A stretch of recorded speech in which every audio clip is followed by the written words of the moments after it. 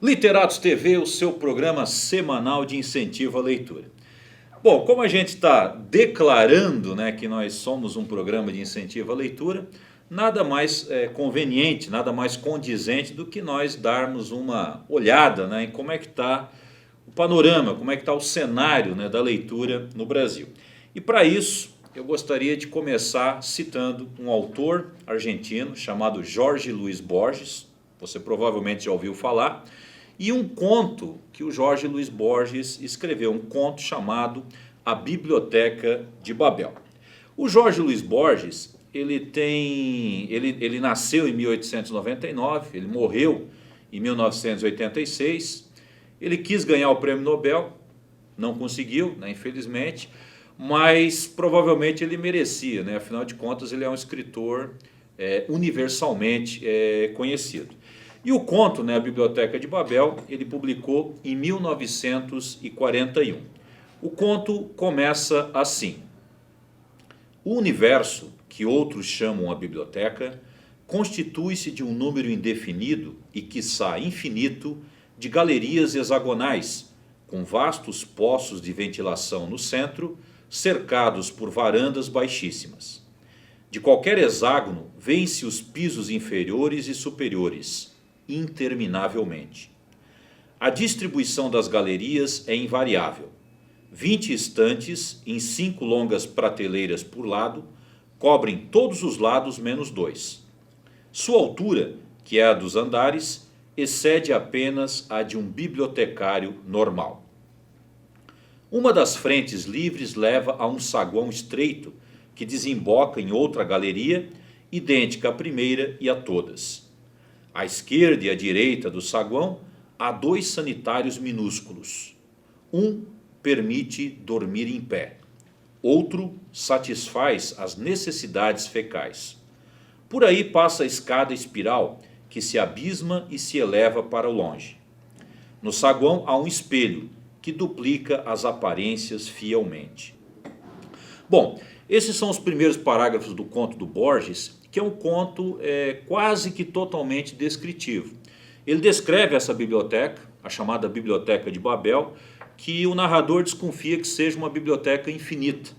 Mas o mais interessante é que nessa biblioteca existem todos os livros do mundo, todos os livros que já foram escritos e todos os livros que ainda serão escritos.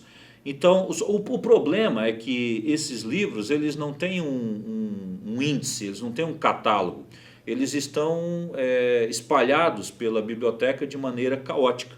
Então você pode imaginar o bibliotecário, ele pega um livro, ele abre o livro, ele lê o livro e ele não entende o que está escrito no livro porque as letras estão todas embaralhadas, estão todas misturadas, né, de maneira esdrúxula.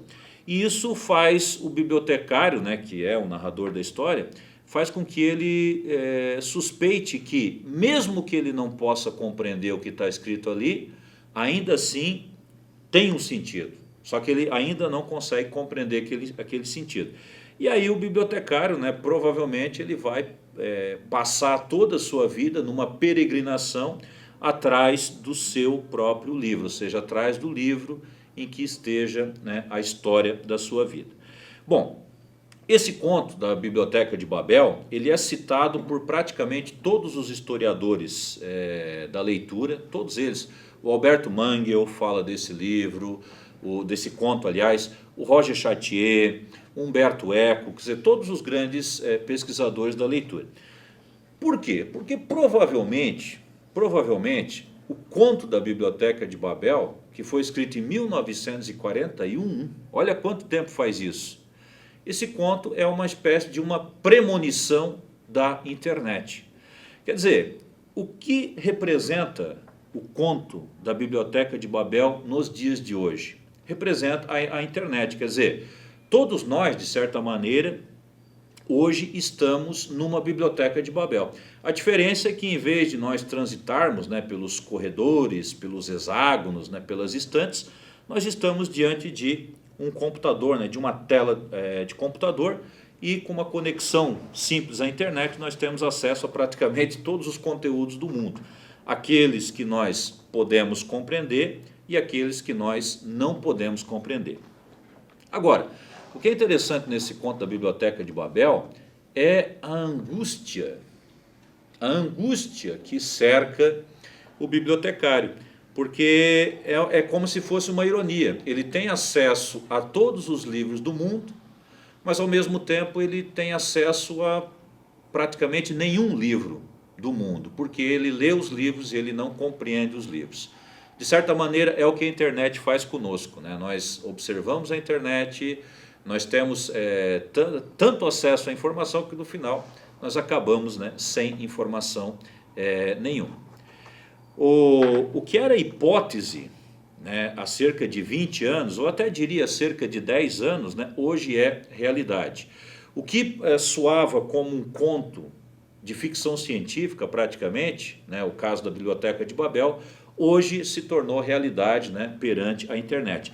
E essa mudança, ela aconteceu muito rapidamente.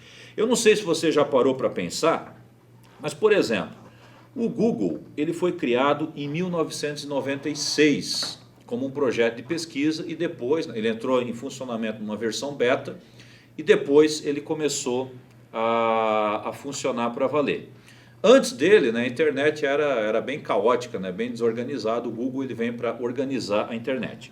O Facebook foi criado em 2004, o YouTube em 2006, o Twitter em 2006 também. O Kindle, que é o leitor, né, de e-books da Amazon, foi criado em 2007. O WhatsApp em 2009, o Instagram em 2010. Então, quer dizer, todos esses sites, esses mecanismos de comunicação instantânea que nós estamos usando massivamente hoje, eles foram criados há muito pouco tempo. Então a revolução ela é tão rápida, ela é tão vertiginosa que nós provavelmente, por estarmos no olho do furacão, nós não conseguimos percebê-la e certamente nós vamos perceber a radicalidade, né, da mudança no mundo das comunicações daqui a uns, sei lá, uns 20, uns 30 anos, né? O que aconteceu com essa predominância da internet? Duas coisas. O material impresso, quer dizer, os jornais, as revistas, né? Esse material diminuiu drasticamente, a circulação desse material. Por outro lado, né, os livros, né, eles não diminuíram, quer dizer, existem mais pessoas lendo livros, existem mais pessoas lendo literatura. Por exemplo, quando a internet ela começou a se fixar, ela começou a se popularizar por volta do ano 2000, os professores temiam, né, que a internet ela ia acabar de vez com a leitura. Pois foi o contrário que aconteceu, porque a internet ela acabou, né, unindo os leitores em fóruns, em grupos, né, e as pessoas começaram a ler. E hoje, né, nós temos muita gente lendo no Brasil, mas lendo principalmente séries traduzidas, né? Séries que vêm com grandes aparatos de mídia, séries que são séries de fantasia, mas eu particularmente vejo isso assim com grande otimismo, porque eu acredito que com o tempo, né, as pessoas vão também passar para leituras mais elaboradas. É isso então um cenário rápido, né, de como mais ou menos está a leitura no Brasil, e certamente nós voltaremos a falar disso. Literatos TV.